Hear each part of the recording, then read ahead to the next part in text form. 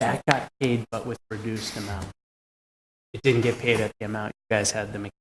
I think I left my jacket That in got the other paid room. 12,000 less. Did you bring a jacket? No. Oh. Yeah. Yours is in the other room. He got that back. He was made whole on that, but not on the other. That went another. I'll get it during the town manager's review. And second mortgage. Yeah, I take a lot. It is now 7:30. So please rise for the Pledge of Allegiance. Oh, I didn't even notice that. Thank you, sir. What are we? I start on time and Ann's not here. Waiting for Ann? No. Oh. You kind of have to. Kind of the most important person in the room. Yep. Always. I would have to agree. She's admiring the beautiful centerpiece we all got.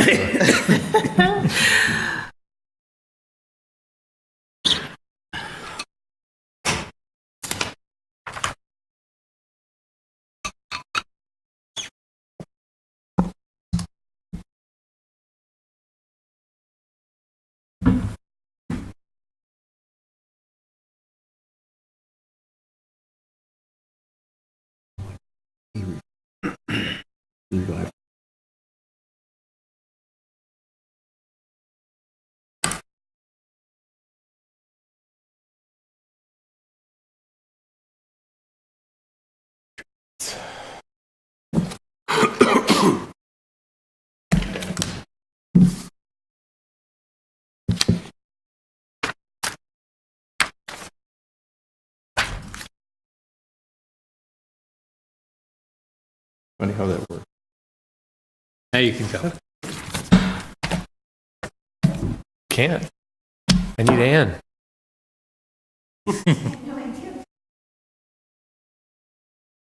Well, actually, Ted didn't, but I won't tell you. I would have gone. Mr. George did notice. Allegiance to the flag of the United States of America and to the republic for which it stands, one nation, under God, indivisible, with liberty and justice for all.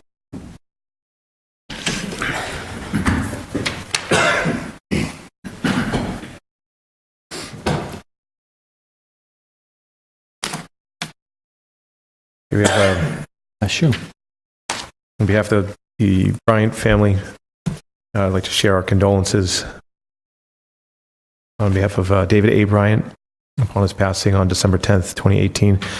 Mr. Bryant served in the United States Navy during the Vietnam War. On behalf of his family and families of others who have passed, I'd like to have a moment of silence.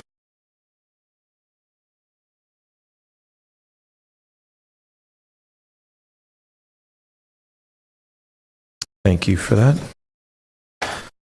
A reminder that we are being recorded, videotaped. It's going out live, and you can also tune in to watch us anytime you want for the future of mankind.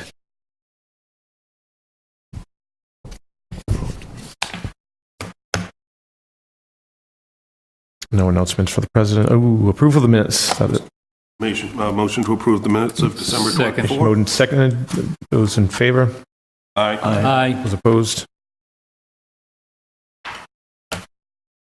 Thank you, gentlemen. No announcements from the president at this time. No proclamations at this time. We can move to citizens open forum. If there are any citizens here, they can come on up, state their name, address. Seeing none, moving on. Motion to appoint Mr. Costa to the Zoning Board of Appeals. Second.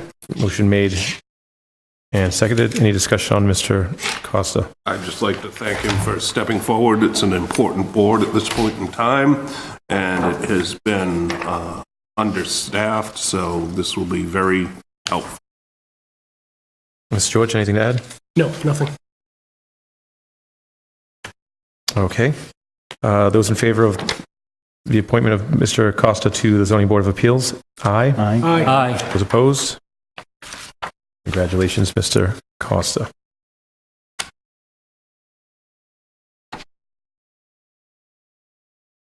Almost 7:35.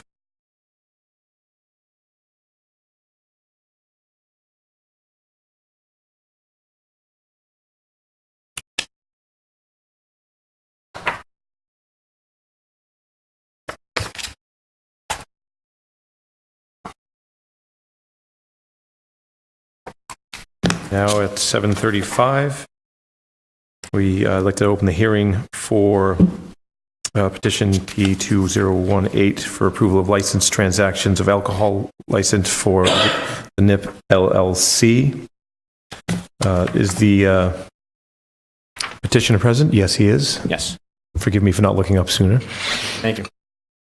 Brian Hughes on behalf of the NIP LLC.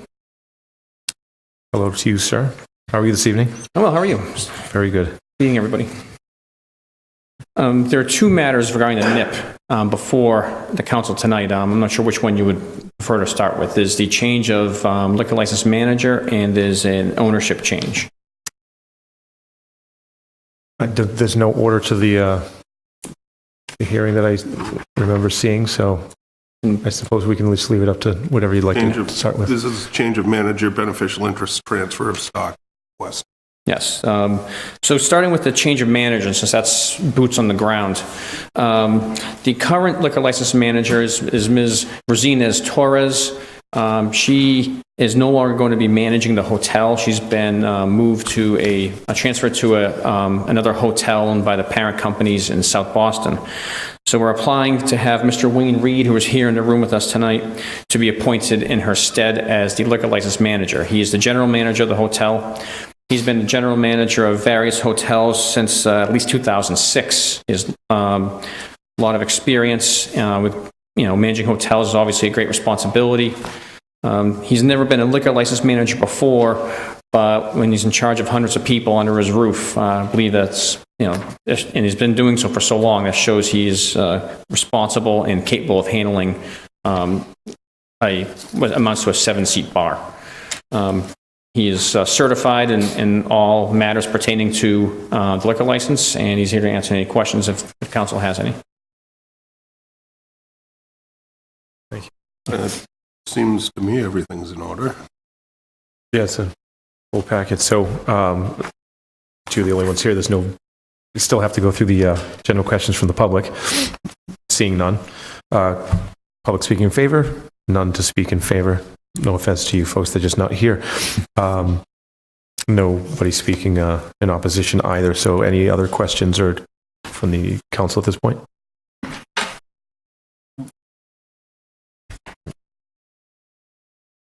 Since this is a multi-part hearing, do I have to close each or just keep going with the other items? Okay, other item.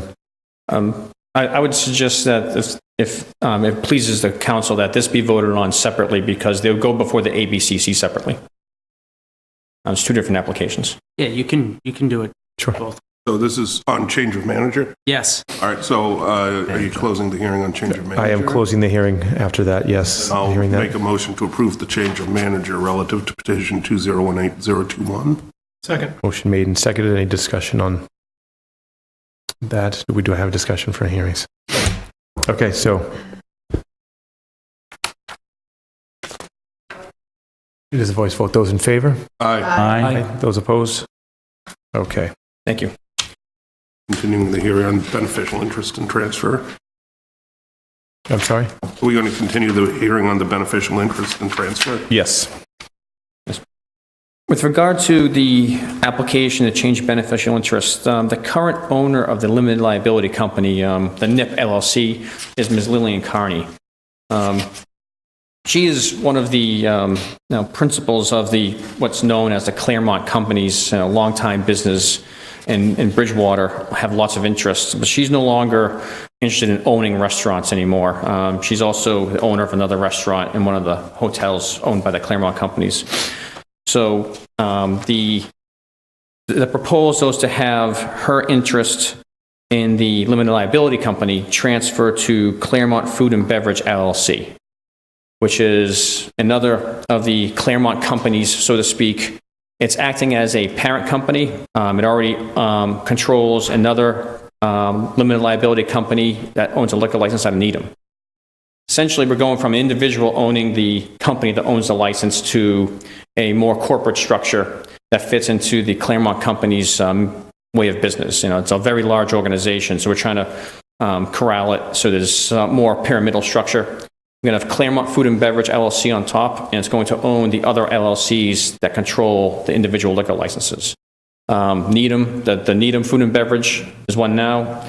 This one would be second, and is actually another license that's already pending petition in Brookline also. The ABCC has already approved the first ownership structure in Needham, and we just ask that the transfer be approved so we can bring this other license into the fold, and Ms. Carney can be relieved of her responsibilities and transfer the interest.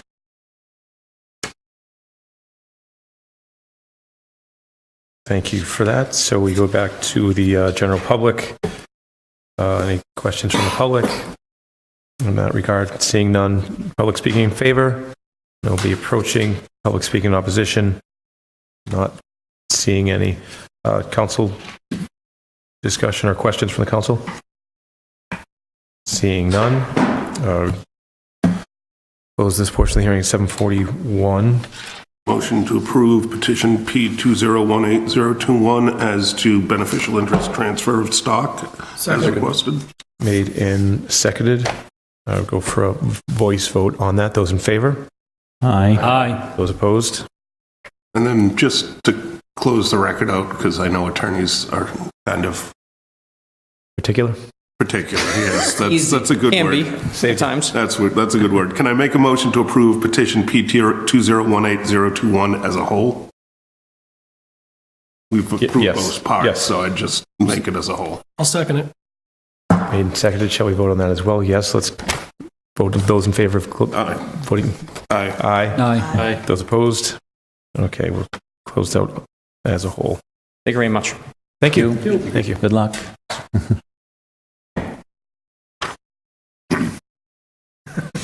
Now moving to hearing number 2. It's 7:42. And this is a license revocation hearing for Paddleson's Incorporated doing business at Skip's Liquors at 98 through 100 Plymouth Street, Bridgewater, Mass. Town Council is opening the public meeting on whether or not a violation of the license occurred, and if a violation occurred, what the penalty will be upon revocation of the license issued to Paddleson's Inc., DBA Skip's Liquors, for premises located 98 to 100 Plymouth Street, Bridgewater. The reason for the hearing is state dissolution of the license holder's entity. So we have opened that hearing, and Mr. Patel, I see, is here. Please head on up to the podium and explain yourself where you stand at this point. Good evening. After the last meeting, I addressed these to my accountant, and on December 7th, the corporation has been reinstated by Secretary of State, and I have a copy of it if you'd like to see.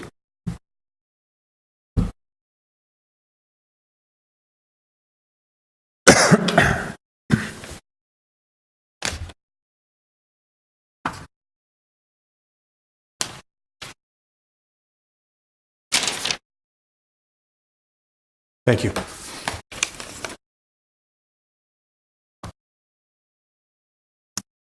Dennis, would you like to read it out loud?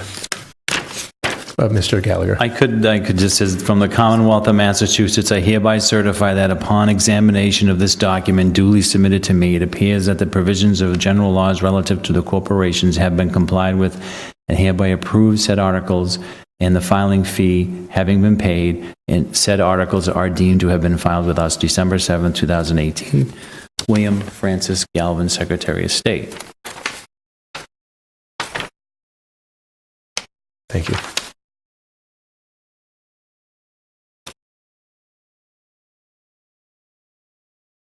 Are we open to questions? Well, he stated it. Yes. So let's discuss. Or open to questions. So do you have your certificate of good standing for taxes as well? Good standing for which tax? The tax certificate? So in the filing at the, because all the paperwork was faxed on the 8th, and all the certification paperwork is up on the Commonwealth on the 8th. you had requested to have I think it's Mr. Chase will help me out. It would be a tax good standing certificate from the Department of Revenue. Right. So we never did the business under this corporation. As everybody knows, it's fairly open. So we do not have, and neither we have sold any cigarettes or collected any tax. No, but I mean, there's a request in the paperwork to have that sent to your address, Correct. I have not received yet. that you're expecting it. Correct.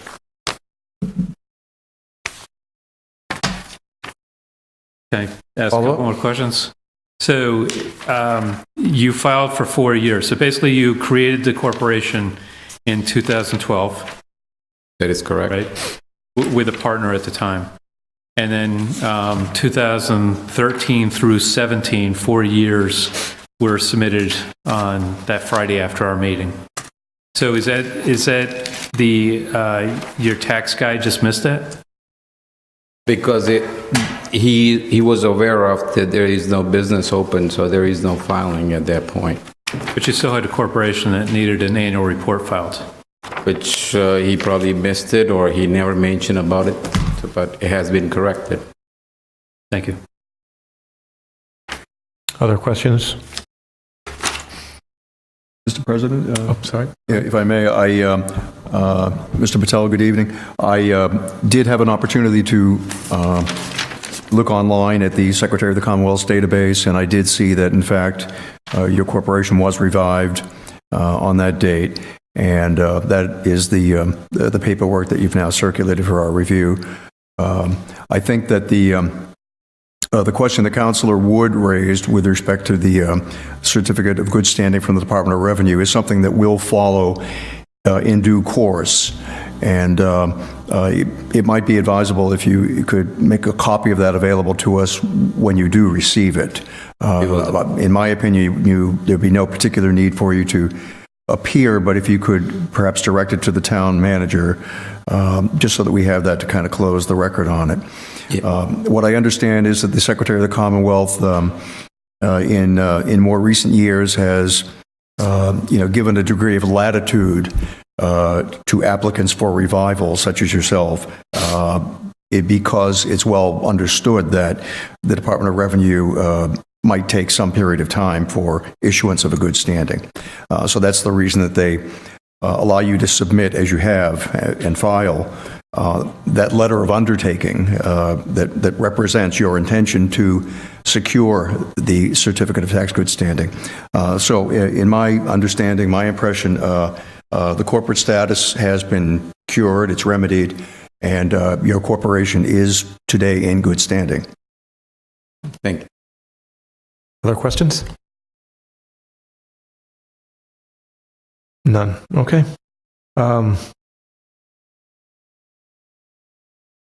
Closing statement. I went today morning to acquire my business certificate from the zoning officer, Steve Solarity.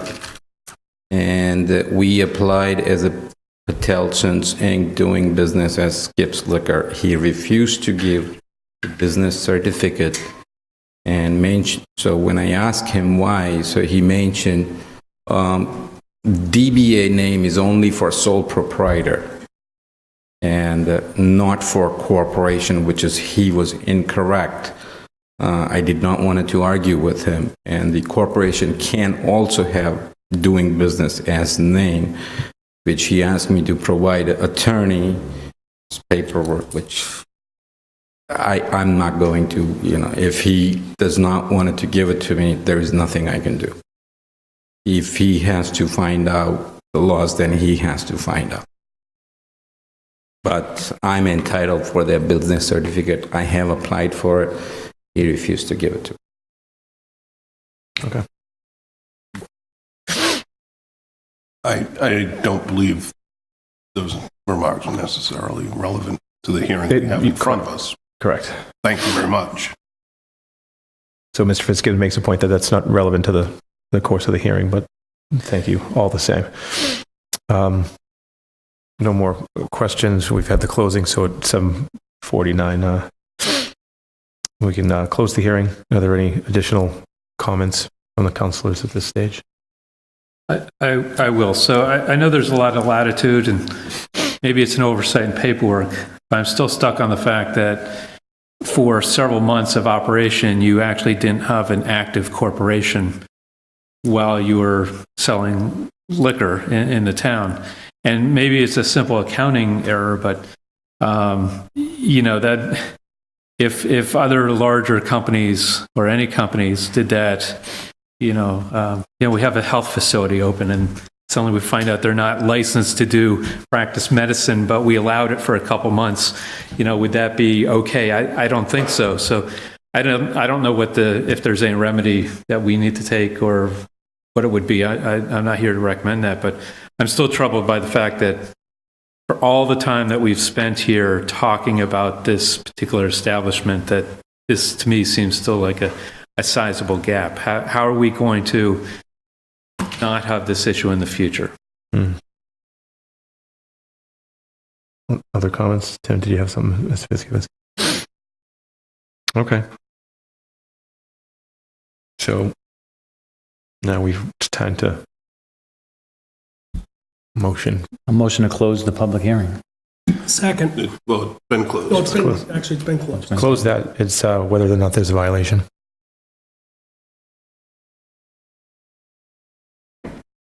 Well, I think we should, pardon me, I'm doing a Mr. Souza. I was leaning back in my chair, not speaking right into the microphone as you've been accused of. I think we need to make a motion to do something. So I'll just start it out by making a motion to find that a violation has occurred and that, in fact, there was no corporation selling alcohol, as we were led to believe for several months. And then I'm prepared to make another motion to take no action other than to note it going forward. I'll second Mr. Fitzgibbons' motion. Okay, so a motion was made that there was a violation, and no action will be taken. You can do that in the same motion? Well, no, I'll make it one as a at- separate motion. Thank you. So motion made and seconded. About a violation occurring. Okay, You'd want discussion. there was a violation, so any discussion on that? Thank you, Mr. Wood. The only discussion I had is, as I said before, I back the motion, what people do, because it's obviously an absence of paperwork. Whether it affected the business or the operations is to be seen, but it is definitely a gap that is required in the licensing. So I hope there's support for the motion. Anyone else? Okay, so those in favor of the motion? Is this a roll call or Voice. voice? Okay, thank you. We're good with voice? Yeah. Okay, so just to repeat, it's a warning, To find a violation, rather, to find a violation because there was a gap and there was no corporation for that time. Those in favor of that motion? Aye. Those against? Mr. President, I'd like to note that I'm abstaining from the vote. Mr. President, I think under our rules that councilors cannot abstain. They can recuse themselves, but they can't abstain from the vote. Can I recuse myself from the vote? You are recused, Mr. From the vote. Columbotus. Okay, thank you. And then I'll make a motion to take no action relative to the violation. Second. There's a motion made and seconded to take no action. Discussion on that? Hearing none, seeing none. That can be a voice vote as well. So those in favor of that motion? Aye. Aye. Those against? And again, I recuse myself from that vote. You are recused, Mr. Columbotus. All right, so that issue's closed. Thank you. Thank you.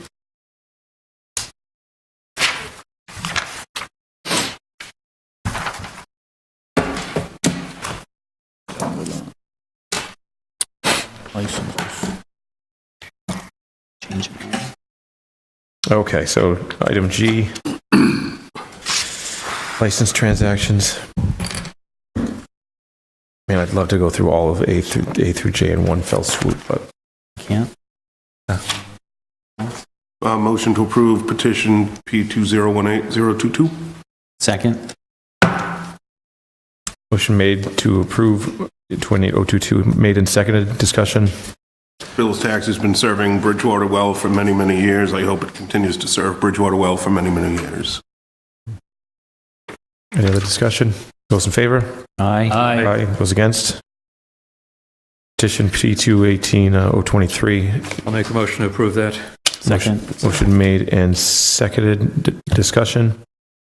Mr. Brazil's been doing a hobby for a long time and trying to make a couple bucks at it, so we should support him. Excellent. Anyone else? Those in favor? Aye. Those against? Petition 2018-024 on secondhand gold dealers. Motion to approve. Second. Motion made and seconded. Discussion? Just a quick question to the town manager. Our 21-day bylaw ordinance is still in effect around making sure that it's not stolen and sold, correct? Correct. Any other discussion? Seeing none. Those in favor? Aye. Opposed? Petition 218-025, annual entertainment. This is the Motion large. to approve. Second. Motion made and approved. Any discussion? Great organization. Love to see him keep going. I was going to say, if anyone votes against Music Alley, it would be a bad idea. Yeah. It's a great experience to be a part of it, and it's a great experience to experience it. Those in favor? Aye. Those opposed? Okay. Moving to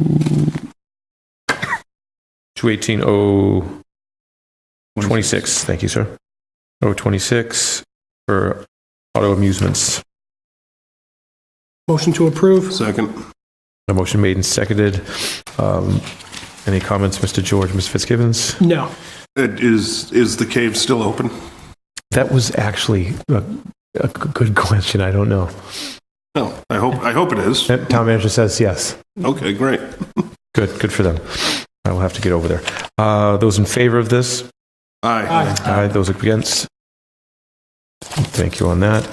Now, we're moving to 020. Where's the number? 027. There it is up top. For the licensing of lodging houses. Motion to approve made by Mr. Fitzgibbons, seconded by Second. Mr. George. Discussion? Just to the town manager, there's been no complaints, issues, et cetera, with any of these lodging houses in the last year. That is correct. That is nice to hear. I'd like to say that the iron fence is nicely decorated for the holidays. It's good to see. Those in favor? Aye. Opposed? Moving to P218-028 for the licensing of common victual license establishments. To approve. Second. Motion Mr. President, I have two amendments to this, if I could. You may. On number 27, 59 Broad Street LLC, also known as Bruno's Pizzeria, we don't license anything past 2 a.m., so I would ask the council to amend the 4 a.m. closing to 2 a.m. Which number was that? I'm sorry. Number 27. Got it. Thank you. And then number 44 is a simple one. The Sunday hours should read 12 p.m. to 8 p.m., not 9 p.m. So 8 p.m., 12 to 8 is what they've requested. Motion to amend is indicated. Second. Motion made and seconded. Discussion. Discussion on the amendments. So I don't believe Bruno's has ever been open that late. I may be wrong, but Bruno's doesn't sell any alcohol that I'm aware of. Is that correct? So I'm wondering why we would limit the business to earlier hours. I understand the limit on the liquor establishments, but this is just a place that wants to sell pizza and et cetera. I think the best answer to that is our police chief has been fairly consistent that he'd ask not to have things open past 2. And my second, more complex answer would be I do think it's probably time for the council to have a discussion about hours generally and what we are willing to permit and what we're not willing to permit as the licensing authority. Thank you. Other discussion? Okay. Those in favor? Aye. Those opposed? And that was for the amendment. Yep. This is for the adoption of all the establishments. Move to approve. Seconded. Motion made and seconded. It's already been made and seconded. I'm sorry? already been made and seconded. We had an amendment, so. Oh, yeah, that's true. Thank you. So those in favor? Aye. Aye. Those opposed? Okay. P 2018-029 for Class 1, Class 2, Class 3 auto dealers. Motion to approve. Motion made Second. and seconded. Discussion on either one. Hearing, seeing none. Those in favor? Aye. Aye. Those opposed?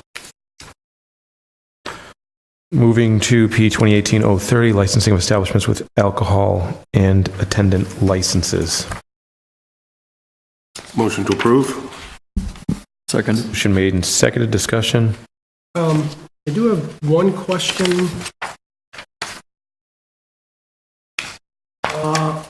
For number 11, so Angelo D'Amelia, DBA 35 Central Square Restaurant, the license will not be issued. Has the license ever been issued? Not that I'm aware of. So just for my own edification, maybe others, how long is there a statute of limitations on someone having a license but it never being issued?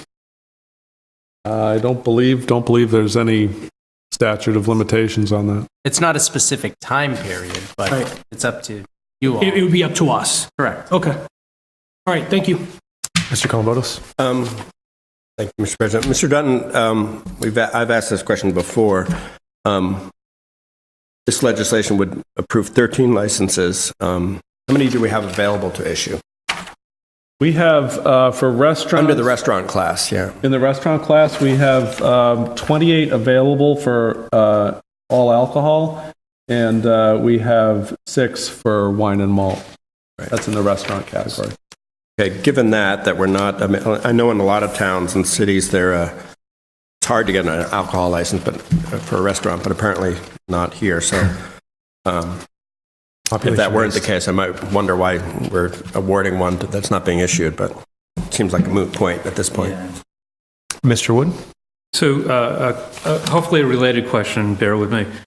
So if there's 13 and we're allowed to have, would you say 28? Right. Are we doing anything to attract other restaurants that would have full alcohol and food? We're doing quite a bit. Council has changed zoning down to, well, I could go on and on, but yes, we've made, tried to make it as an attractive proposition as possible. Any additional commercial space we're encouraging as restaurant space. Opportunity zone, we're trying to market that as not just residential, but also commercial, skewed towards service businesses such as restaurants. I think Mr. Pascal's development is proposing restaurant space. So there are efforts underway to try to boost that number. Thank you. Mr. Gallagher? I'm all set. Thank you.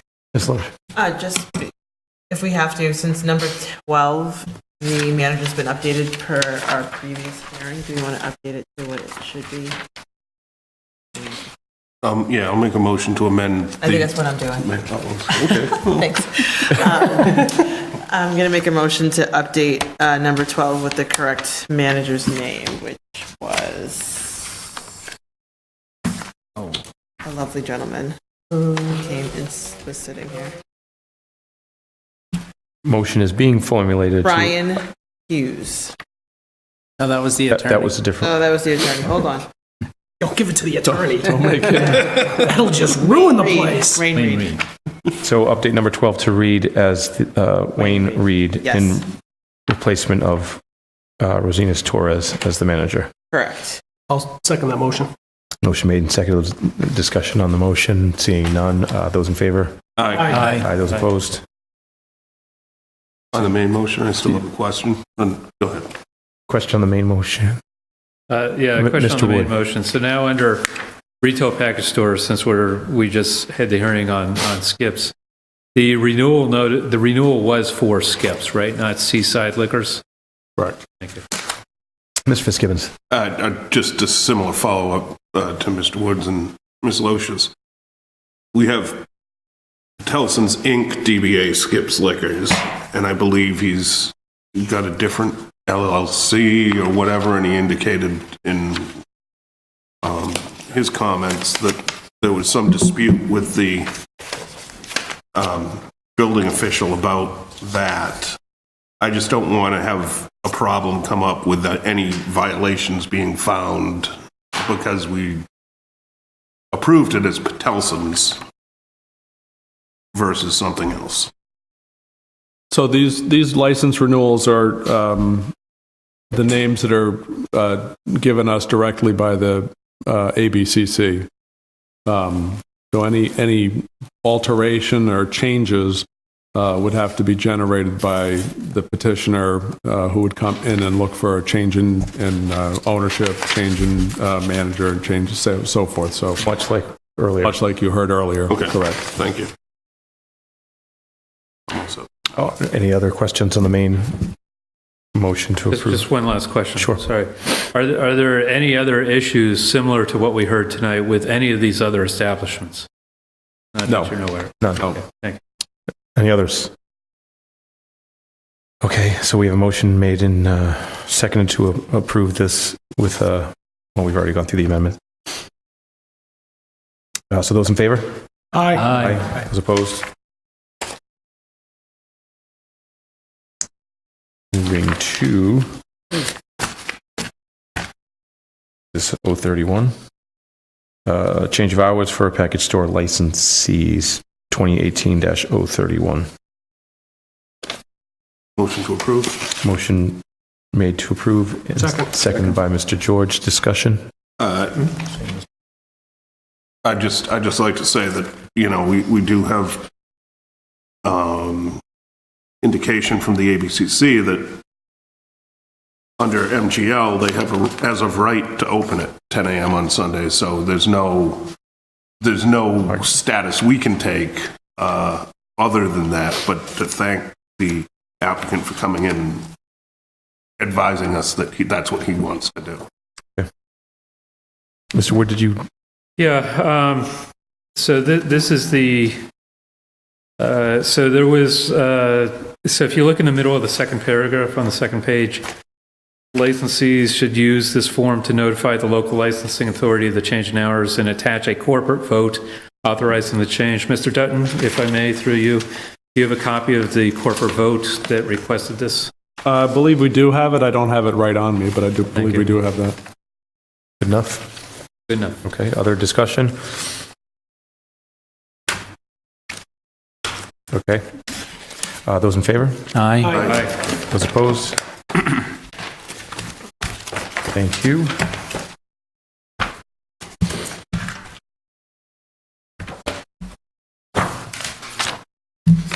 Done.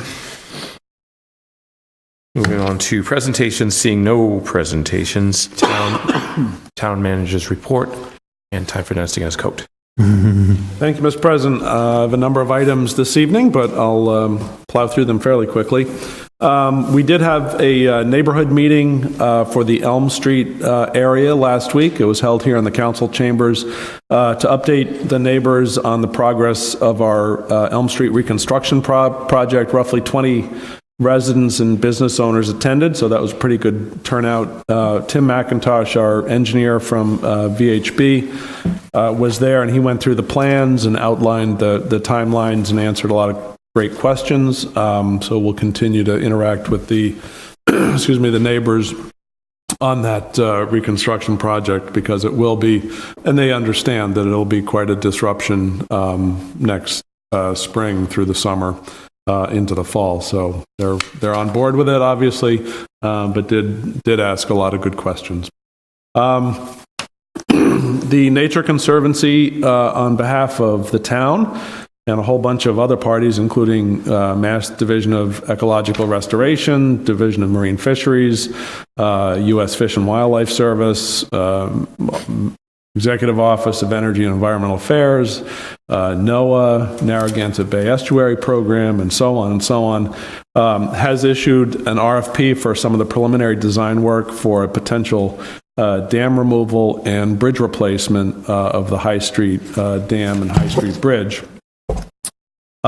This is obviously a long-term project, so this is the very beginning of that. But we're uncertain at this point what the results will be of the work that they're issuing the RFP for. But what we're trying to do is position ourselves for almost any eventuality, but obviously the most dramatic being the removal of the dam and the rebuilding of the bridge. So we're trying to take a very proactive approach at this point, and thankfully we've got a whole bunch of different parties contributing funding to help us take a proactive approach to ensure that we have as many different options available to us as possible when the decision is made whether or not to remove that dam. So that's really what's triggering all of this activity at this stage. So that will progress. As I say, it'll be a multi-year endeavor. So obviously, we'll keep the council posted as we go along in that regard. We had a great session here with the Boston Architectural College students last week. They were in town to present several student-designed options for the Town Commons Memorial area, specifically the placement of the World War I memorial bronze plaques and the creation of a more user-friendly monument garden. As you probably recall, this process was begun by Councillor Gallagher probably 2 years ago, at least. And it began as an effort, was that? Almost 3. 4 years, 5 years ago. But it began as an effort to get the monument cleaned up and rotate it so it was facing north into the common so people could actually see it and appreciate it. We've since found out, obviously, that the monument couldn't be moved without running the risk of having it crumble, so we've left it in place. The bronze plaques were cleaned in place, but since then we've been looking for alternatives. So I think the students gave us some great options. We'll be putting their finished product up online so people can see the different options, and we'll get the World War I ad hoc committee back together and try to make some final decisions in that regard. So that is in the works. But I certainly appreciate the BAC helping us with this. They also did a lot of work with Bridgewater State University History Department to really dig into the history behind the monuments, which was really nice to see. So using a good use of our resources locally and also with Boston Architectural College. So I appreciate that. We got the McElwain ZBA application this week from Capstone Communities and MPC Development. I can tell you no surprises, but the ZBA, will open their hearing on January 23rd, and we're also expecting DHCD to issue their site eligibility letter sometime early next month. They were on site. They've been on site quite a bit, and DHCD was here last week, toured the school and the grounds, and we're impressed with the project. And we're trying to make up for some lost time, and hopeful that DHCD funding can come in the first round, which is what we're all trying for. Usually projects go through 2 rounds of applications before they get funded, but there's some optimism that DHCD is willing to fund this one in the first round, so I hope that comes to pass. We're also continuing on with planning for memorial building upgrades. Architect has given us some preliminary cost estimates, and we've begun to do some testing and surveying and other test work on the site in anticipation of finalizing a request to the CPC for some gap funding. We've got just shy of $1 million, and it's going to cost a little more than $1 million to actually do the right kind of work on that building. So we'll plan that out very well and go through the process on that one. One of the councilors mentioned last week or asked a question about South Street, and I guess there was some rumors going around about a 90-house subdivision on South Street. That is not the case. There was, and there's nothing in the works that we know of. There was an approval, I believe, through the Conservation Commission on 2 or 3 houses on South Street, but certainly not a 90-house subdivision. So I just kind of wanted to get that out there, make sure people knew.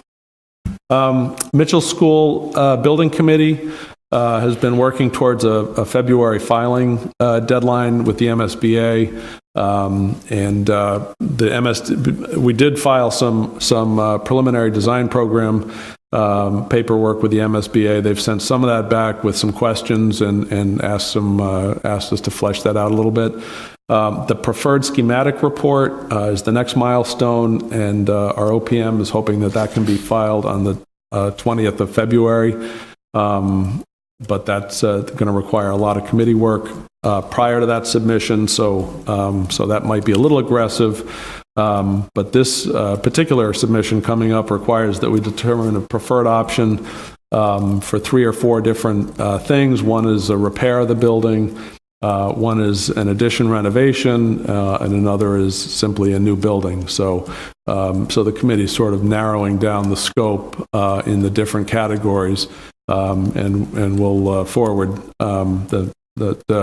those preferences in the schematic report, which we're hoping to file February 20th. So, but I can say that, after a lot of sort of preliminary work, the work is becoming more important, at least as it pertains to residents and the potential cost to do something with that building and with that school. So we'll be looking, obviously, very carefully at the respective costs associated with each of those options and reporting back to the council as that proceeds. Comprehensive Plan Committee had its first meeting with our consultant, Judy Barrett, and we went over mostly the planning process and the timeline that she anticipates. It's a pretty aggressive timeline, I think, for the work that's actually involved, but she's looks to be very organized with this, so that'll cut down a lot of the time commitments and the work that the committee has to do. But we do have a great committee, and I think internally we've got a great team ready to really get going on this. It's critically, I've said this before, it's critically important to the town and to our future. And our plan at this point is not only to get a comprehensive plan together, but really the next tiny step is just do the implementation piece, and that'll make it a complete master plan. So we'll have a complete master plan update when this process is over. And at that point, and as we go through this process, we'll be informing some of the zoning decisions that are being made on the zoning rewrite. So that, I think if I'm not mistaken, Judy had said we're going to try to wrap up the work by November or December of 2019. I think that was it. So that's aggressive, but I think she's laid out, as I say, a great work plan to get us there. Branding and wayfinding work. So if anybody wants to mark a milestone, the first town meeting that we did Facebook Live was a branding and wayfinding public input session, and sadly we had very little of the public present, but we did get a fair number of comments back after getting it out on Facebook. So the good side is I think we did get some good productive feedback. The downside was that we didn't have really too many people on site for that, but we're sort of testing our ability to do things a little differently and try to get public input along the way. So it was good. We're also getting our ducks in a row for a January 11th deadline to apply for feasibility grant funding through the Massachusetts Cultural Council for the town hall building. As you recall, we applied last year, did not get it. I'm much more optimistic that we'll actually be able to get something this year.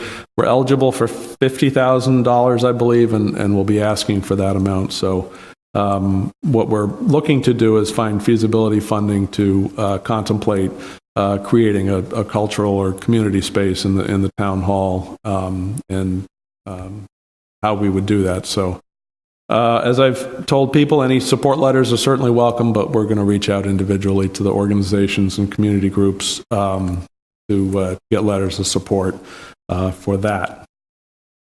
I won't delve into too much of the budget and finance stuff. I've mentioned before the capital plan Comprehensive capital plan is well underway, and Budget and Finance Committee, I know, has looked at that, or at least done a first pass. The council, I think it'll be in front of the council in January, and at that point, you'll get a sort of a broad picture of at least what the needs are in town. And we've tried to make it as all-encompassing as possible. One of the things that won't be fleshed out, or actually it may be fleshed out by the time it reaches the council, is the sidewalk and comprehensive sidewalk and street repair plan that we were hoping to get done by November, and due to some funding delays, won't be available until January. So that may cause some changes to the comprehensive capital plan, but we'll deal with that when that report comes in. But we're looking forward to that. And Opportunity Zone. We're spending a lot of time developing a plan to essentially market our Opportunity Zone, reaching out to investment bankers, money managers, banks, developers, business owners, to kind of highlight what the benefits of our particular Opportunity Zone opportunities are, and also to just very generally describe some of the tax benefits to the folks. Surprisingly, you'll find that banks, well, actually most financial folks really don't have a good grasp of the Opportunity Zone tax benefits. So we're trying to not go overboard, but just do a basic education, get people interested in at least finding out more. So that is in the works. Just a reminder that winter, no on-street parking. Our winter parking hours are in effect currently, so please don't park overnight on the streets. And as always, anybody interested in board or committee work, feel free to reach out to me or anybody in the office, and we will point you in the right direction. So that is what I have for tonight. Thank you, Mr. Town Manager. Any questions for Mr. Gallagher? My favorite subject, thank you, Mr. President. My favorite subject, and I'll ask probably 3 questions on parking. I know we approved earlier tonight, it's not on the agenda for approval. We approved the account, whatever. You had mentioned before that the revenue that you expect to receive in a full year of the parking program as it's currently being, out the 3 spots, the 3 different areas, would be about 150 to 200,000 in revenue. That's net to the town after expenses. Correct. So if I park in one of these spots and pay $2 for 2 hours, how much of that $2 comes to the town? And how much of that is the fee to the company that we hired? So that's a great question. We didn't do a percentage deal. We did a flat fee deal, so that we pay for all of the parking management. I believe it's $70,000 for the first year, all to be paid out of the total revenue. So if our total revenues are $250, then we'd net out $180. Okay, so and the maintenance of the kiosk itself would be by the company? Correct. So they won't be policing the cars that go over the 2-hour limit? No, we continue to maintain the policing of the parking. But so we also... Right, yeah. Well, I'm sorry. No, if somebody violates and goes over the 2 hours and is still there, and there's a ticket given, where does that money go? That comes to us, just as it always has. Not part of the parking revenue, though. It's part of it. Who issues the ticket? A police officer in town. Correct. And that'll go towards the pot if someone were off-street parking when they shouldn't be, right? It wouldn't go into the fund that we created tonight or approved tonight that we'll approve later on, right? Correct. So it will not come to the parking program. It'll go towards the general revenue as any other parking violation in the town, so to speak. Okay, all right. That's it. I'm tired now. Mr. Wood. Actually, related question. So are these just daytime meters, or what are the hours of operation? I believe the hours of operation, 7 o'clock to 8 p.m., I believe. I'd have to go back and double check. Okay. So, not to be controversial, but so if we're hosting Music Alley and they're till 8 p.m., and are we asking people to park in the municipal parking lot and pay for 2 hours during the music then? Potentially, if there's no parking available on the common, or around the common, potentially, yeah. Okay, thank you. Any other comments, Mr. Souza? No, I was just wondering out loud, sorry. Okay, sorry. Yeah, because I was looking into that same question about the parking. Music Alley is one, and businesses downtown are concerned, very concerned. They're concerned about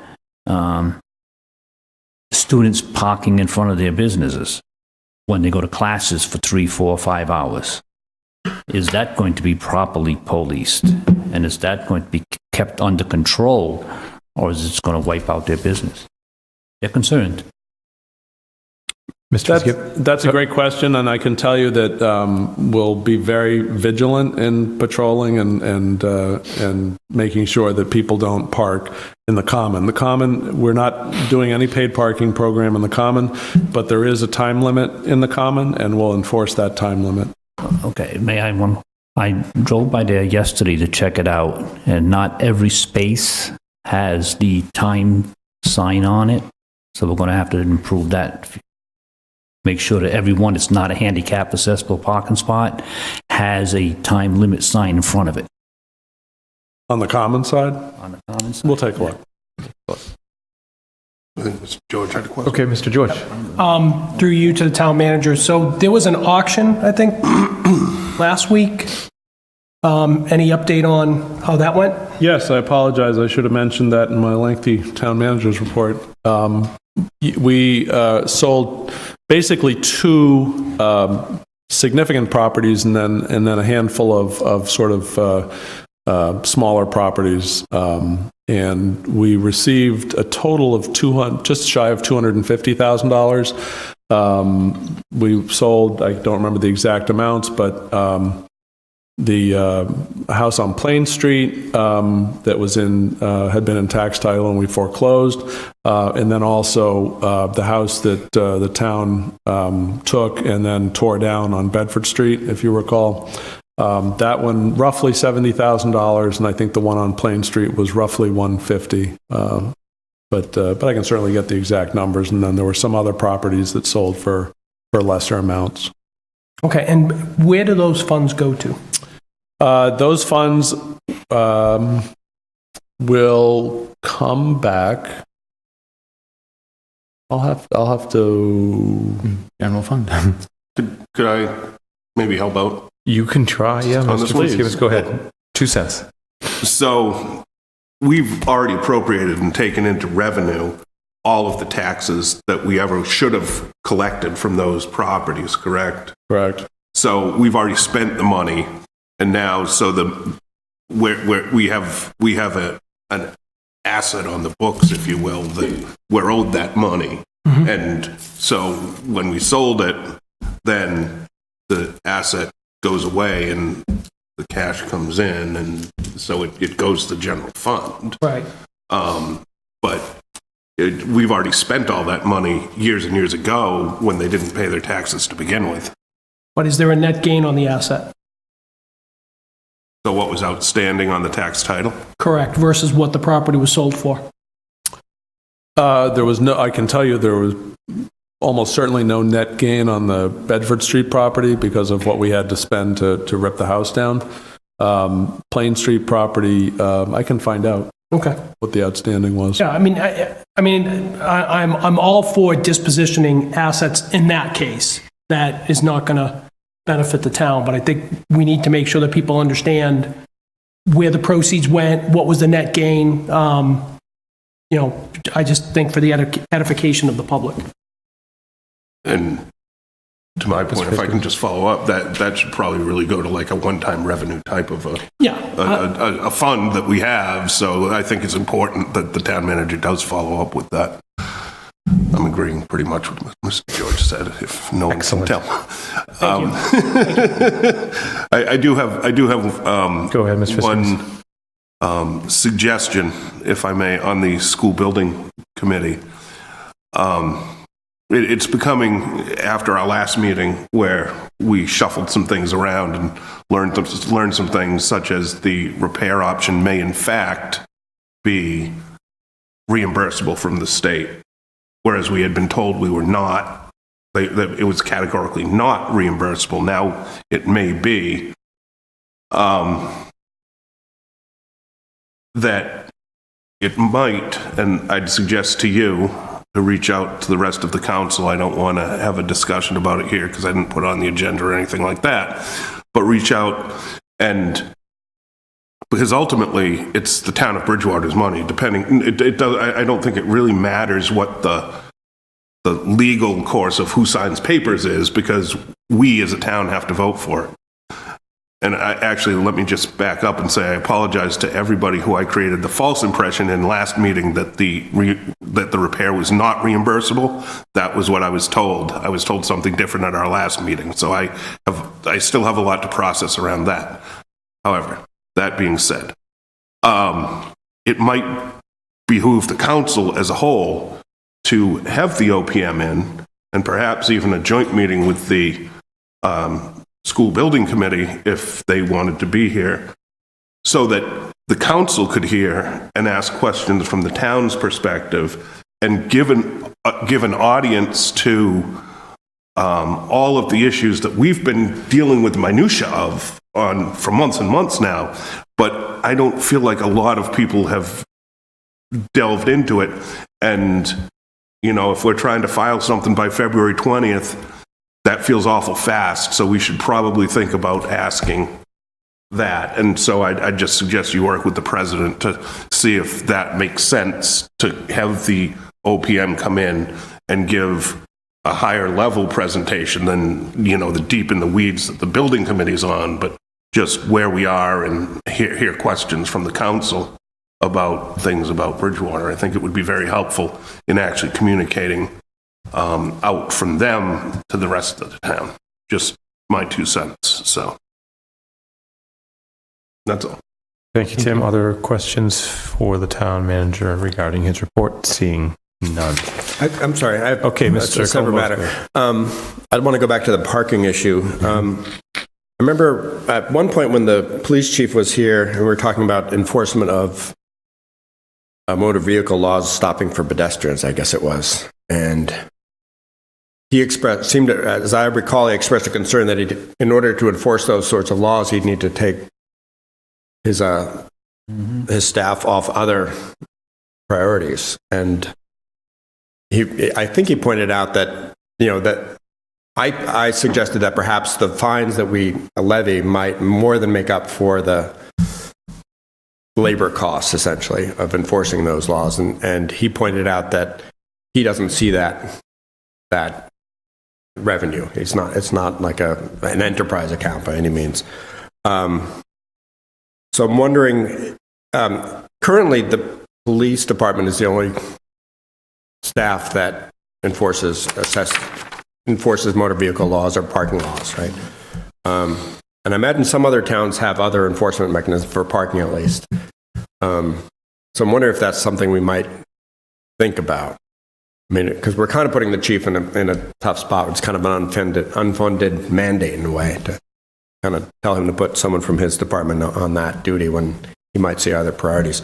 So is that something perhaps we should bring to the council for discussion, or something you might look into and offer some insight on that? Nope, that's a great point. And I think the chief, we've obviously had lots of meetings on this and the implementation of this, and he's, comfortable, doing the enforcement as they do now. So it's not a significant change from what they're actually doing now. And actually with the technology, it makes it a little easier for the respective officers to actually do the enforcement. So that's the good part. I think the second part is that we're going to see how this works. this is obviously new for all of us, so we're going to see how this works. If it ends up being something that we really need to spend more man hours enforcing, people hours enforcing, then we'll regroup and look at possibly hiring, just somebody to do traffic enforcement, which would potentially have to be essentially a full-time job, but would probably be something less expensive than a full-time officer, obviously. Right. When Mr. Gallagher was talking about this earlier, he kind of suggested that perhaps imagine you could contract with a private corporation to do the enforcement. And I imagine you could even kind of build in some sort of incentive for enforcement, right? You don't want, you want to make sure they don't go overboard, but I'm wondering if is that something you looked at some point, or opposed to the flat fee? Yeah, we've looked at, initially, we haven't, as I say, we want to see how it works first. But we're looking at both private option and also an employee option. Wouldn't be a uniformed, be uniformed, but wouldn't be a officer. Right. Would simply be parking enforcement. So the chief, you'll see coming up at your next meeting, the chief is he budgeted this year, but now he needs some special legislation to incorporate this went right out of my head. Cadet program, thank you. A cadet program. So next year, or the year after, there's the possibility that he can use the cadets to be able to do some additional traffic enforcement. And not necessarily someone with a gun writing parking tickets, right? Okay, thank you. You have one other follow-up. Mr. George. Through you to the town manager, with Mr. Souza bringing up the potential issue with parking in the common, have we reached out to BSU, probably Susan McComb, to ask them to notify the undergraduates? So they've sent out, okay. Actually, BSU has been very good. They've sent out, just simple reminders that the program is coming. Our contractor has created a very good instruction sheet, and we're going to give that to BSU, and they'll email that out to all of their students and their staff and visitors and so forth. All right, great. Thank you. Other questions? Okay. No more discussions. K, committee reports. Public Safety Committee report. Thank you, Mr. Haley. I wanted to put this out to the full council, and both Mr. Chase and Mr. George agreed on this, that we hear it in the full council and we hear it amongst on TV so that folks can review it, and it's really more widely disseminated than just pardon me, the typical, we met and we did this. So here's our report. This fall, the Public Safety Committee has met 3 times to review the pressing public safety needs in the town. It's our desire tonight to report to you, the council, and to the citizens of Bridgewater on the important needs the town has in these areas. We want to make very clear that this report is not a report on what we can afford to do with the resources we have. That's an undertaking for the town manager, his finance team, our budget and finance committee, and the town's finance committee to sort out. Rather, we approached this report as trying to hear from some of the critical town departments in terms of public safety and where they need to be in terms of staffing, equipment, facilities, and infrastructure. We focused on the biggest needs of each department to bring forward to you this evening. The police department is understaffed compared to similarly situated communities in the state. Ideally, we would get the number of officers up to 52 from their current level of 42. This is the police department's biggest and most urgent need. A few things about this to apply some proper context. This is a town-driven issue, not so much a university-driven issue. The university's draw on department resources has been pretty consistent for years.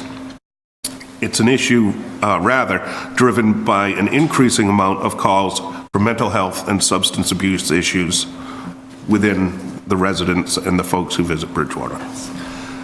It's not an issue we can wave a wand at and fix right away. This is so for a couple of reasons. Even after hiring a potential officer, they have to go through an academy, and that takes several months. There's an on-the-job training aspect to bring on a new officer so that that officer will not be fully up to speed. But most importantly, the hardest job is selecting the appropriate candidate. The chief has stressed this over and over. Getting officers who fit in the department and become solid police officers is his most challenging task, and one he takes very seriously.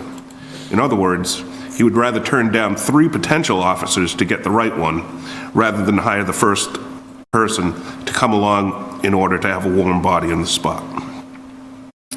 It's the recommendation of the Public Safety Committee that the Town Council, in conjunction with the Town Manager, adopt a strategy to fully fund the police department to their needed level of staffing over the next 3 years. The fire department is staffed at the appropriate levels. What is desperately needed, and has been for a long while, is a fire station to replace the aging downtown station. This will require significant planning and be a large capital outlay for the town. I believe the town manager and finance director have laid out the potential timing and ballpark costs in their capital plan proposals we have seen. The council should take the lead in advocating for this. It will undoubtedly require a debt exclusion vote to build this. Finally, and most importantly, moving into public works. Although this may not sound like a public safety committee concern, from our point of view, we thought it was. We thought this for a couple of reasons. Ensuring we have passable roads in the winter is vital for the police and fire departments to respond in timely and appropriate fashion to any calls that they need to respond to, and ensuring the roads we drive on every day are safe and passable. With that in mind, the most critical issues facing public works as regards to safety are 3 things. Improving the fleet of vehicles the department has access to. Today, we are cannibalizing parts from one broken truck to repair another. We need to implement a program that systematically keeps the fleet up to date so that it is able to do the jobs required to keep our roads safe and passable. It's the Public Safety Committee's recommendation that the Town Council work with the Town Manager, his finance team, the Budget and Finance Committee of this council, and the Town's Finance Committee to draft this program and work on implementing it. Staffing in this department was greatly diminished over the years as other spending priorities were met by cutting this department's funding. This is a trend that needs to reverse. Staffed as they are today, the department can only be reactive to situations where a threat to public safety has already occurred. This department needs to be out identifying issues before they affect public safety, and the only way to get this done is to staff and provide other resources in an appropriate manner. Finally, we all recall the video we saw a few council meetings ago showing the state of our drainage systems. This is creating conditions for potential road failures throughout town. This would impact public safety in numerous ways. Obviously, if there's anyone driving on a road that fails, they could potentially be injured or their car damaged. Impassable roads create response time delays for police and fire vehicles, potentially costing precious time in responding to an emergency situation. For these reasons, the Public Safety Committee recommends the Town Council and Town Manager, with all deliberate speed, adopt a plan to address this situation and to begin to fund it so that we can start to alleviate this situation across town. I'd turn it to Mr. George and then Mr. Chase for any further comments on their own. We came up with this as a committee, so this is our report. Yeah, I mean, I would agree with Mr. Fitzgibbons. This is us just painting a big picture of needs looking down the road, 5-10 years down the road from now. I think in some of the discussions I've had with other people involved in other things, I think it's important, and they've very much appreciated the fact that we can give them a little bit of a larger scope of everyone is very concerned, and rightfully so, of the things that they're involved in. But we've got to look at everything. And it does give perspective on how people are going to approach certain things, with the understanding that it is just a lot going on. There's a lot of needs here. And these needs are not wants. From my perspective, they're necessities. Now, depending on if and when we can acquire them or attain them, is up for further discussion. But at least with this document, and I want to thank Mr. Fitzgibbons and also Mr. Chase, to have this to be able to put in front of people, I think is very important as well. I would just like to add that over the course of the meetings that we had conducted with respect to those issues, we were presented with, I think, very compelling testimony from the department chiefs with respect to these important safety concerns, police, fire, and public works. I think that collectively, I think that the committee chose to emphasize the importance of the infrastructure, if you will, component of our recommendation as that which might be most appropriate to pursue first. Really, given the fact that the other public safety issues, certainly the fire station, certainly the full personnel complement of the police department, very important needs, absolutely. But those items are going to take a considerable amount of planning for obvious reasons. But we know right now, and we know that through the course of the next few months, our roads are going to continue to deteriorate. We saw some very graphic presentation with respect to drainage failures and potential drainage failures here some weeks ago. And really, that's really what prompted us to elevate the importance of the infrastructure issues in putting together the report that Councilor Fitzgibbons has presented tonight. So that's our report. There's no need for discussion. Nope, no need for discussion. Great report. Thank you for that. Can I make a comment? A comment from Mr. Kalmodos, yes. I think there's a great precedent. I mean, most committees don't really produce reports like this, and I think this is something we should all be doing more often. So I applaud you for taking the initiative. Aspirations. One other element I think we might want to consider in terms of public safety is pedestrian safety. I know just trolling the Bridgewater Facebook page, you see parents concerned about kids walking to school. I guess is it a mile and a half before you can qualify for the free bus? And so a lot of kids do walk to school, and I know my own kids crossed Bedford Street to get to both the Williams and to the high school, and that can be rough at 7:35 in the morning or whatever it is. I would love it if you guys would take a look at that element of public safety also, and perhaps... We'll definitely take that under advisement. Excellent. Once again, that was a really great report. I agree with Mr. Columbotus. All right, that brings us to L, legislation for action, which is resolution FY 19002. For the fiscal year 2020 budget resolution. Before we actually make a motion on that, we need to have an administrative motion. The motion a couple weeks ago was sent to both the Budget and Finance Committee and the Finance Committee, and it should not have been sent to the Finance Committee because it's in the domain of the council. So I'd like to so according to Robert's rules, in order for us to vote on the measure and a proposed amendment tonight, we need to discharge the Finance Committee of Council Resolution R FY 19002, FY 2020 budget resolution. And I'd like to put that in the form of a motion. I'll second that. Motion made and seconded. And any other discussion on that motion? Seeing none, those in favor? Aye. Aye. Those opposed? Thanks. Now I'd like to make a motion to approve the budget policy guidelines under fiscal year 2019-002 resolution. As amended.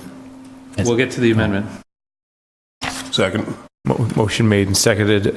Discussion, Mr. Wood. Now I'd like to make an amendment to strike the fifth portion of this, and if I can consult with my colleagues on the budget and finance, I think we intended to also strike the town manager budget objectives on the last page with the intention that that entire section be taken up by the strategic planning committee as part of their ongoing work to create goals for the town manager, and not as part of the resolution. So the amendment is to strike the section 5 and the town manager's budget objectives below that. Second. So motion made to basically strike the last page here of section 5 and then the 2020 management objectives. Made and seconded by Mr. Souza. Any other discussion on that proposed amendment? No. Hearing, seeing none. Those in favor? Aye. Aye. Those opposed?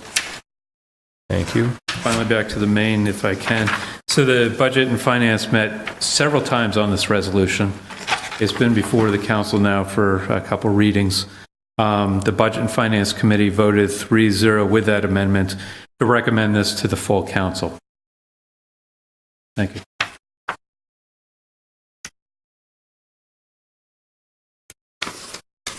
Any other discussion? Mr. Columbotus. Through you to Mr. Wood, how has this document changed from last time we approved it? Well, so that's a very good question, Mr. Columbotus. So we actually did a lot of work ahead of time before the first reading. And it is a little bit different than last year, which was more in general, and significantly different than years ago when we were very specific about percentages of known revenue coming into the town to act as our formation of a budget base. So this is more a guideline. We have, as I said in prior meetings, substantially met our goal of for our strategy about the the stabilization account, and we have created other capital stabilization accounts and funded those in an appropriate way. You've seen that in free cash policy and that sort of thing. So the initial goal back 10 years ago, when we didn't have a good policy and didn't have a strong stabilization account, we've gotten past that. So this is a change in that light. And rather than picking 85% of this or 95% of this, there's segments in here talking about a target for unreserved fund balance, which is one of the key strategic shifts in this policy. So it looks at it from the demand side more than the supply side. It does. So what this does is it assumes that we're going to have a certain amount of revenue to spend, and then we're going to use a slice of that to reserve for free cash. And that free cash will then become part of our policy, which we already have in place for free cash allocation, which then funds the capital stabilizations. And that comes into play because the Budget and Finance Committee was just talking about one point that Mr. Fitzgibbons was making tonight, and we were looking at capital items for the Highway Department. So now Finance has a good 5 to 7 year look at capital items.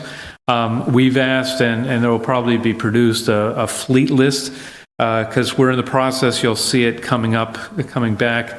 We're in the process of looking at replacing a truck that's from 1998. So it basically doesn't have any floorboards. And I raised the question, how many other trucks do we have? Which goes back to the Public Safety Committee's report, which is we need a strategy around our fleet replacement and management, as well as personnel, that sort of thing. So this is the significant change there, as well as some other objectives about the revenue and solvency and things like that. Does that answer your question? It does. Thank you. Can I just point out that after we passed our last budget, which was based on these percentages of revenue estimates, so it kind of constrained how much we could budget for services, right? And so we found ourselves with good numbers coming up. Revenues were higher than we had expected, and so we were unable to. We had some excess cash or anticipated free cash. We were unable to budget that money to the schools and the highways, which we saw as a dire need. And Mr. George very astutely pointed out that we kind of hamstrung ourselves by being very conservative. And at that time, it makes sense. So I'm glad to see that you've made that adjustment, to see that our rainy day fund essentially is at a much better level than it was. And so we can kind of take off that, automatic choke off of revenue supplies. So I'm glad to see that. I also, if I may. You may. I also encourage anybody to look at the forecasting models that we're using now. Forecasting excise tax, for example, out a number of years, knowing how many automobiles are being leased versus bought. So what's going to happen is, if we have a downturn in the economy, those numbers will probably forecast a downturn.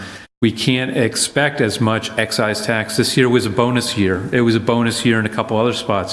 When those bonus years start falling a bit, hopefully this policy carries us through that without having to tap into reserve. But the projection in the first part of the budget process coming in is how much revenue do we expect for the next fiscal year? And so this lines us up with that as do the forecast models. Mr. Fitzgibbons. If I may, just to follow up on Mr. Wood's point and maybe ask him a question, if I might.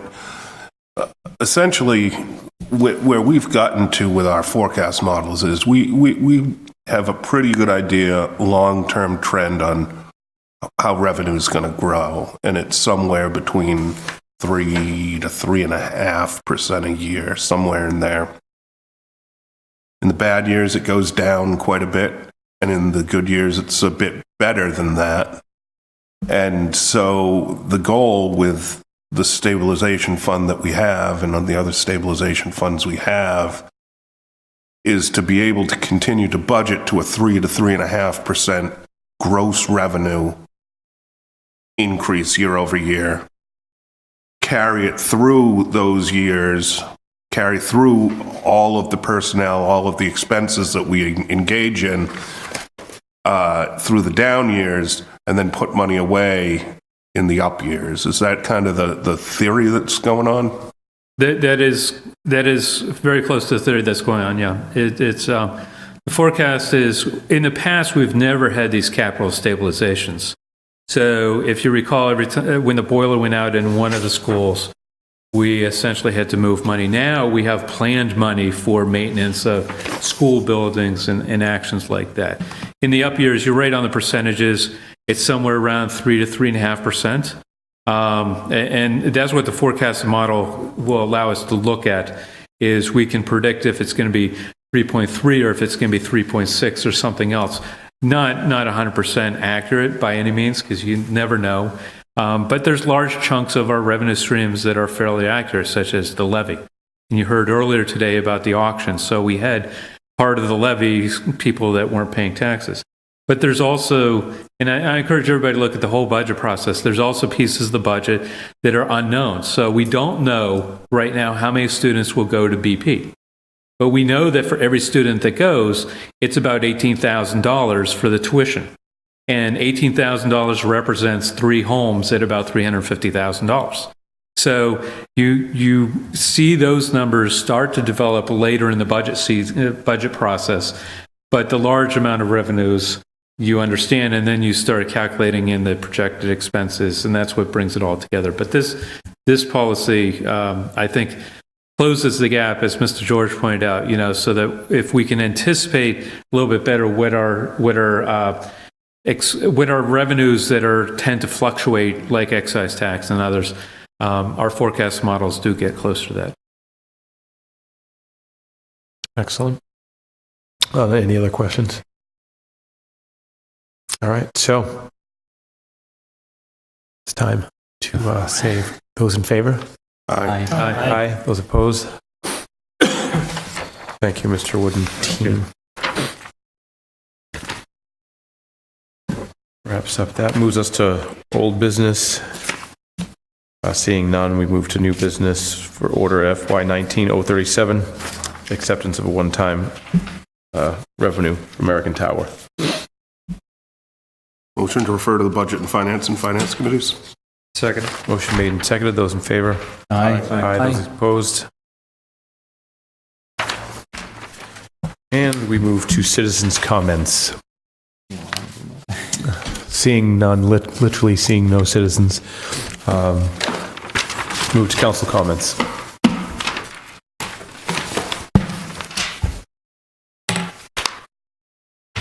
Okay, first of all, everybody, happy holidays, and happy holidays to my colleagues on the council. And yes, today, baby, it was cold outside.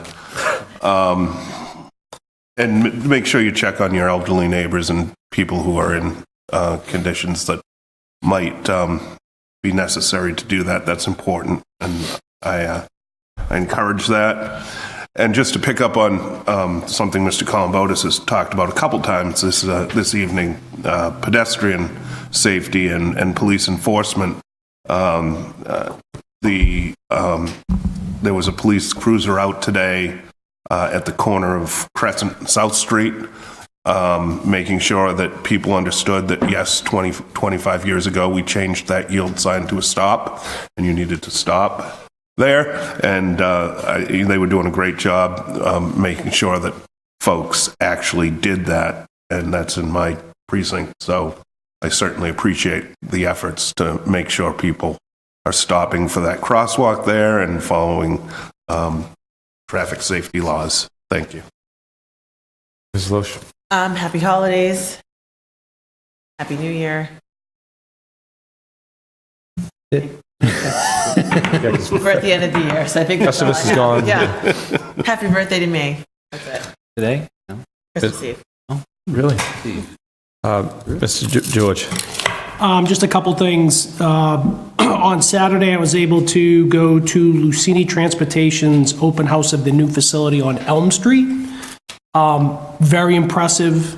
Also, very exciting to see a company put in a significant investment on the Elm Street area. So I know we have a lot of things going on. We've got a lot of needs there, but it was good to walk around and see a brand new facility, very extensive.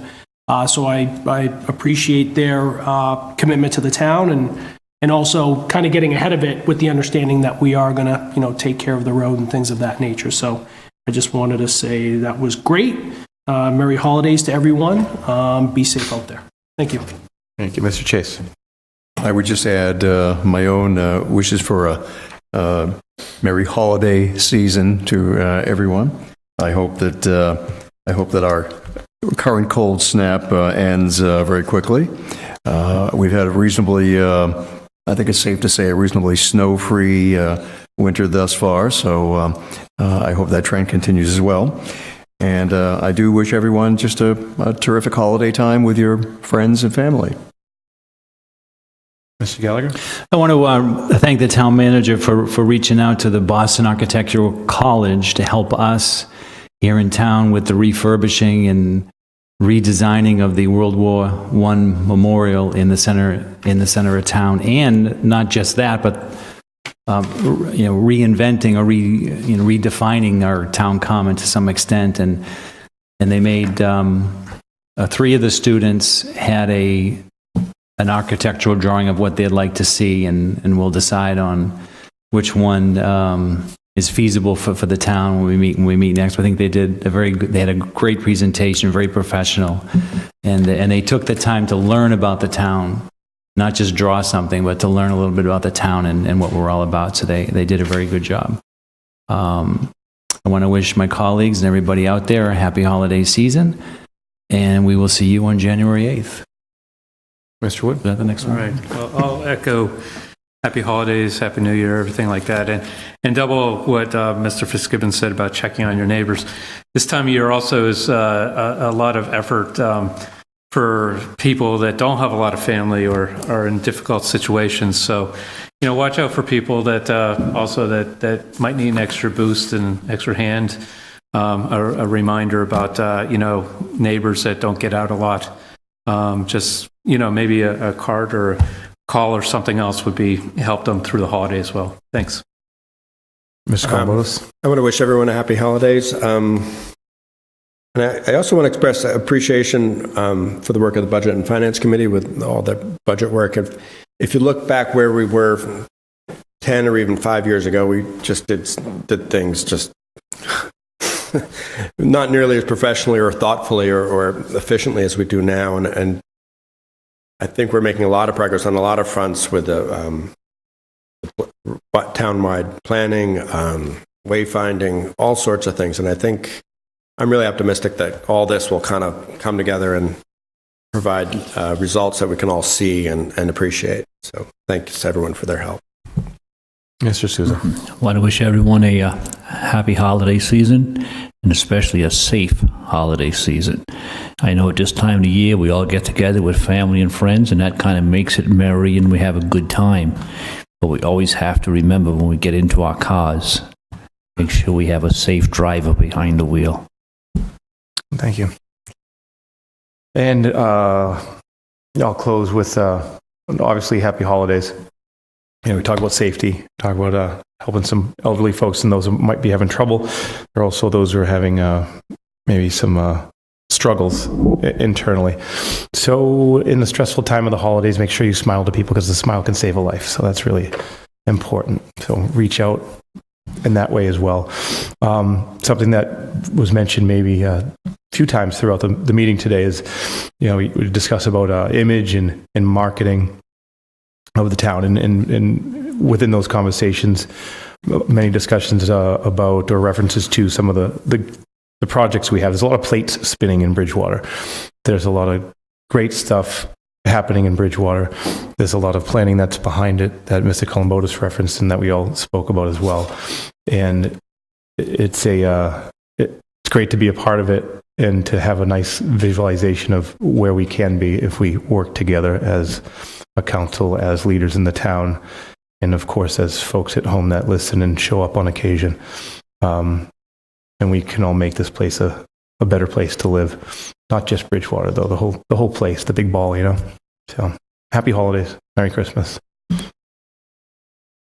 And with that, we close the meeting. We adjourn. We were going to vote for it. Anybody want to vote for it? Are we going to executive session? No, No executive session. I'm sorry. No executive session. Adjourn. Second. Second. Those in favor? Aye. Aye. I thought there was one. That's why I wasn't.